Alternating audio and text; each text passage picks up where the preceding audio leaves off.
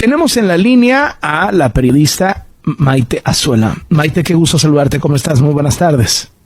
Gusto saludarte, Carlos. Buenas tardes. Maite es periodista y analista política, es articulista del diario El Universal.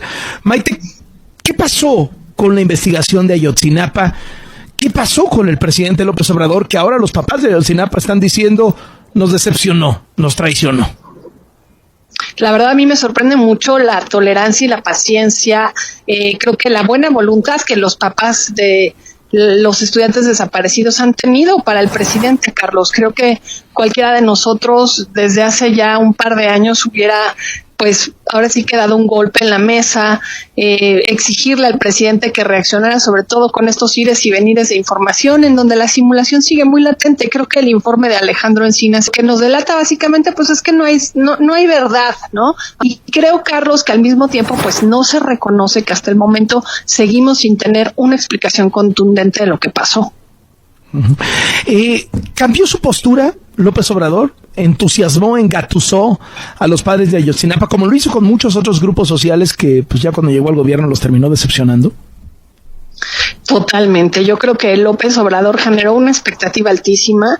Creo que no se imaginó con todo lo que se iba a enfrentar, todas las fuerzas, las autoridades involucradas y el nivel de presión del crimen organizado en la zona de Guerrero, Carlos, y creo que pues sobre todo se enfocó en esta venganza política, en ver qué información sacaba de Tomás Herón. Incluso hoy Alejandro Encinas dice que Tomás Herón ya aceptó a través de un cuestionario por escrito que le enviaron que esta verdad histórica se hizo a partir de una junta de autoridades. A mí me llama mucho la atención que Alejandro Encinas señale esto como si fuera un pecado universal, cuando ellos claramente están haciendo lo mismo. Se están reuniendo en una junta para ver qué verdad nos ofrecen a la ciudadanía y qué información ocultan. Informa incluso que dice, hay 3 hipótesis, ¿no? 3 variaciones, como si nos estuviera dando información realmente novedosa. Una, pues que los estudiantes no tenían una motivación de ir igual. Otra, que pues en realidad había un trasiego de droga, información que realmente ya teníamos en nuestras manos, Carlos. Años, pero desde hace 9 años, ¿no? O sea, pero desde hace 9 esas años. 3 hipótesis las sabíamos al siguiente mes, ¿no?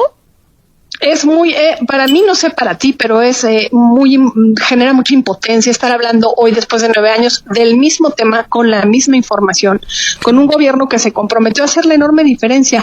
Creo que si algo pasó aquí, cómo se les fueron desacomodando, pues ahora sí que las madejas de algo que pretendían tejer, es pues la misma entrevista que dio ayer en Quinto Elemento el entonces comisionado Omar Gómez, al que entrevista a John Gibler y que después lo retoma Animal Político. Pero ¿cómo fue que este propio gobierno ha dinamitado la investigación del caso Ayotzinapa, Carlos? Y creo que uno de los temas al que incluso el propio Alejandro Encinas hace referencia es el tema del ejército, aunque en su lista nos pone como un enorme avance el hecho de que haya 14 elementos del ejército detenidos. Nunca nos explica por qué están detenidos, qué información han aportado, de qué manera podemos vincular esta institución. Incluso ahí, ahora sí que hace una aclaración que nadie le pidió y creo que la que tenemos que poner atención, cuando dice ninguna autoridad fue notificada de qué estaba pasando con los estudiantes, y sabemos todos que había un estudiante infiltrado, o ahora sí que un elemento del ejército que se hacía pasar por estudiante, un infiltrado, que seguramente les daba información. Al día de hoy, pues no tenemos un solo dato de cuál fue esa información que recibía el ejército en tiempo real por parte de este estudiante que estaba interceptando al resto de sus compañeros.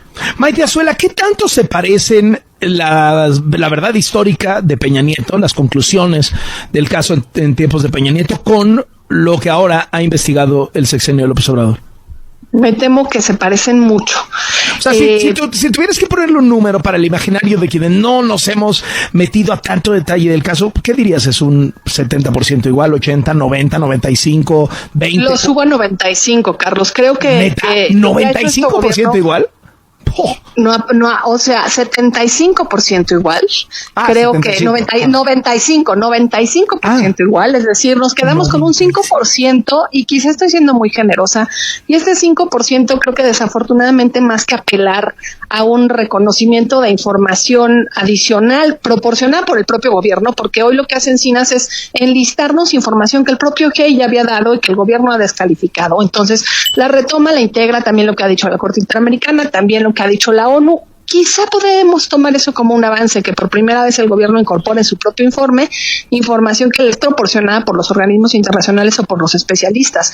Pero en realidad no hay nada nuevo, lo que hubo fue una venganza política. El propio Gómez Trejo lo dice, Carlos, que a pesar de que estaba costando mucho trabajo avanzar con la investigación, pues el camino medio se iba trazando, pero tuvieron una precipitación total por detener a Murillo Karam, dar una explicación en 2022, agarrar, ¿te acuerdas? Todo este escándalo de los WhatsApps que resultaron falsos, sí, que provocaron obviamente la salida del exfiscal y por lo tanto, pues el control de la investigación de la que hoy vemos las consecuencias en el informe de Encinas es básicamente que no han querido tocar al ejército y están hechos pelotas con una simulación de avances que no da para nada una diferencia realmente significativa entre lo que fue la verdad histórica y lo que está haciendo esta verdad.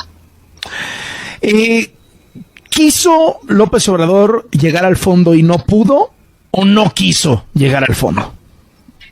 Yo creo que al inicio quizá tenía la intención, Carlos. Lo que pasa es que no sé qué impresión tengan tú, los analistas que nos acompañan, la gente que nos escucha, pero Andrés Manuel era uno en campaña y ahora, aunque sigue en campaña, es otro en el poder. Y creo que se enfrentó pues a muchas resistencias que no imaginaba, a las presiones de las Fuerzas Armadas que en ocasiones yo creería incluso determinan mucho el rumbo tanto de esta investigación como de muchas otras, Carlos, porque cabe decirlo y creo que hoy tú hablabas del tema de Nuevo León y de los cuerpos que se han estado encontrando. Tenemos a 7 jóvenes desaparecidos otra vez en Jalisco, un tema del que hablábamos hace ya un mes. Y creo que pues el caso Ayotzinapa no es un caso aislado, es un caso emblemático del que hemos estado hablando durante 9 años porque no hay avances, pero sí un caso emblemático como el de Ayotzinapa. Esta administración no ha podido pues esclarecer la verdad, darnos la razón de por qué los detenidos tienen algo que ver realmente con la explicación de lo sucedido. Y más bien ha estado haciendo este tipo de juntas de las que Alejandro Encinas acusa a Murillo Karam y a Tomás Herón y a Peña Nieto, haciendo juntas similares, acordando con las Fuerzas Armadas sobre la información que se va a aportar al respecto de las investigaciones y sin dar realmente ninguna explicación que le sea útil a los familiares, a los padres de familia y que nos convenza a la ciudadanía. Me temo, Carlos, que nos vamos a quedar así a una década de lo ocurrido. Uh-huh. El ejército y el Estado, históricamente los normalistas han dicho fue el Estado, fue el ejército. En campaña, López Obrador y sus propagandistas llamaron asesino al ejército y coreaban hasta la fecha, fue el Estado, fue el Estado, fue el Estado. Llamó mucho la atención. López Obrador dijo, no se vale culpar por culpar, no es nomás fue el Estado, fue el ejército. Yo me quedé helado porque dije, pues ¿qué estarán pensando todos los que llevan gritando ese coro 9 años? ¿Qué piensas de esto, Maite?